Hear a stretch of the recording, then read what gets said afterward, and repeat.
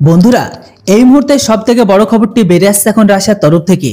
ইউক্রেনের বিরুদ্ধে এখনকার সবথেকে বৃহত্তম বিমান হামলা রাশিয়ার। গুড়িয়ে গেল স্কুল, হাসপাতাল ও কারখানা।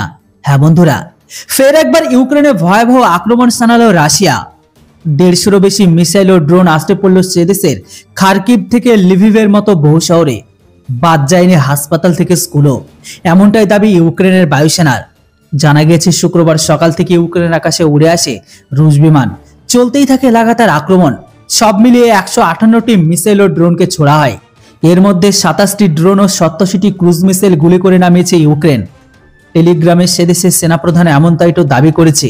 তবে হামলায় অন্তত এখনো পর্যন্ত 16 জনের মৃত্যু হয়, আহত প্রায় 100 জন। গুড়িয়ে গিয়েছে বহু কারখানা, হাসপাতাল ও স্কুল। রুশ হামলায় তীব্র নিন্দা করেছেন জেলেনস্কি। তাকে বলতে শোনা গিয়েছে, আজ রাশিয়া তার সব শক্তি নিয়ে ঝাঁপিয়ে পড়েছিল, অস্ত্রাগারে যত অস্ত্র রয়েছে সব নিয়ে। প্রসঙ্গত, প্রায় 2 বছর ধরে চলছে ইউক্রেন যুদ্ধ।